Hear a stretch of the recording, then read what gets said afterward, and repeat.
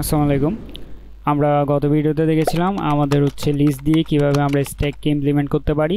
তো এর আগে ভিডিওতে আমরা দেখেছিলাম অ্যারে দিয়ে কিভাবে হচ্ছে আমরা স্ট্যাককে ইমপ্লিমেন্ট করতে পারি। তো আসলে হচ্ছে আমাদের যে স্ট্যাকের ইমপ্লিমেন্টেশন এটা হচ্ছে আমরা বিল্ট ইন হিসেবেও পেয়ে থাকি। আমাদের যে STL এর স্ট্যাক রয়েছে সেটি হচ্ছে আমাদেরকে এই ফাংশনগুলো অলরেডি বিল্ড করা হিসেবে দেয়। তো আমরা যদি আজকে আমাদের STL এর স্ট্যাকটা দেখি, তো আমাদের হচ্ছে প্রথমে আমরা একটা ফাইল খুলে নিই স্ট্যাক stl দিয়ে .cpp। তো এখন হচ্ছে আমরা এখানে cpp ক্লিক করে দিলে আমাদের মেইন ফাংশন চলে আসলো।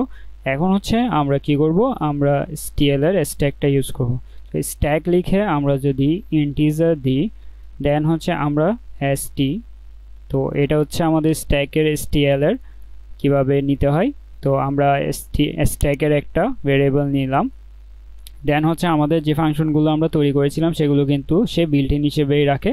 তো আমরা st.push আমরা যদি 10 দিই দেন হচ্ছে আমরা st.push এই লাইনটা হচ্ছে আমরা ডুপ্লিকেট করে নিই। তো এখানে হচ্ছে আমাদের ধরো 20, এখানে হচ্ছে আমাদের 30 অ্যান্ড এখানে হচ্ছে আমাদের 40।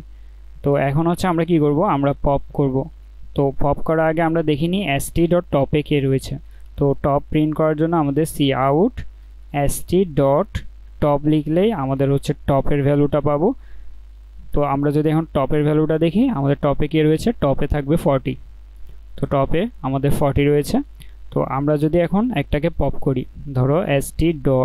আমরা পপ করলাম, তাহলে আমাদের টপের যে ভ্যালু সে হচ্ছে কি হয়ে যাবে, সে হচ্ছে পপ হয়ে যাবে। তো পপ হয়ে গেলে আমাদের টপে তখন কে থাকবে, তখন থাকার কথা হচ্ছে 30। তো আমরা যদি রান দিই আমাদের কিন্তু দেখো 40, দেন হচ্ছে আমরা পপ করার পর এসেছে 30। তো এভাবে হচ্ছে আমাদের স্ট্যাকটা আমরা যে ফাংশনগুলো তৈরি করেছিলাম তা হচ্ছে আমাদের স্ট্যাকের এই বিল্ট ইন যে লাইব্রেরি তাতে হচ্ছে দেওয়া থাকে। তো আমরা যদি আমাদের যেভাবে হচ্ছে প্রবলেমগুলোতে দেওয়া থাকে সেভাবে হচ্ছে আমরা ইনপুট নিই। তো আমরা ইন্টিজার অ্যান্ড সংখ্যক হচ্ছে ইনপুট নিব।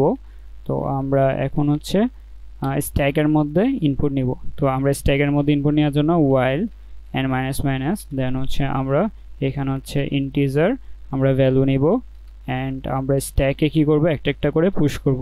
তো স্ট্যাক ডট পুশ আমরা ভ্যালু পুশ করব অ্যান্ড এখন হচ্ছে আমরা দেখব কি আমাদের আউটপুট কি আসে। তো আউটপুট দেখার জন্য আমরা গত ভিডিওতেও দেখেছিলাম আমরা কি করি, নট st.empty, অর্থাৎ স্ট্যাক যতক্ষণ এমটি হবে না ততক্ষণ পর্যন্ত আমরা এখানে লুপটাকে চালাবো। তো এখন হচ্ছে আমরা কি করব, আমরা জাস্ট তার টপ ভ্যালুটা দেখব, st.top এই ভ্যালুটা দেখতে যাচ্ছি অ্যান্ড আমরা হচ্ছে এখন কি করব, এন্ড লাইন অ্যান্ড আমরা একটা একটা ভ্যালু টপ দেখার পর আমরা পপ করব, অর্থাৎ যে ভ্যালুটা আমরা টপে প্রিন্ট করব দেন আমরা পরে গিয়ে হচ্ছে তাকে পপ করে দিব যাতে তার আগে কে এসেছে তাকে হচ্ছে আমরা দেখতে পাই।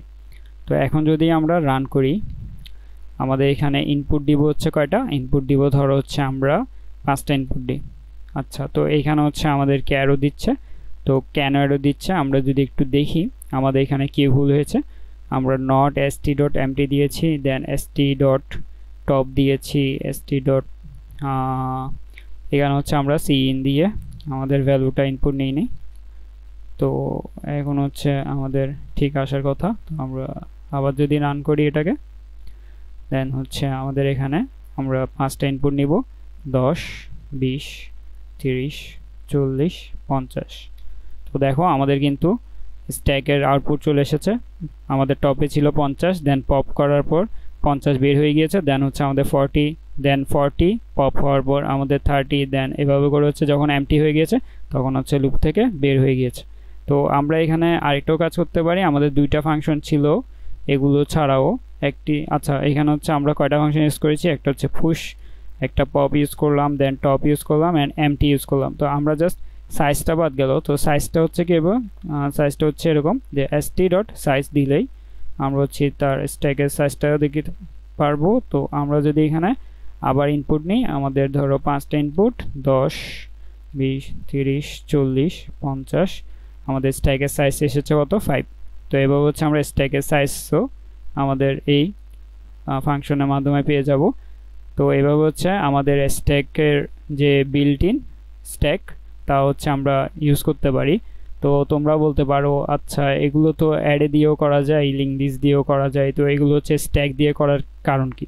তো স্ট্যাক দিয়ে করার কারণ হচ্ছে স্ট্যাক হচ্ছে আমাদের কিভাবে স্টোর করে রাখে। স্ট্যাক হচ্ছে আমাদেরকে ভ্যালুগুলোকে জাস্ট যে আগে আসে সে হচ্ছে নিচের দিকে থাকে, তো যে পরে আসে সে হচ্ছে উপরের দিকে থাকে।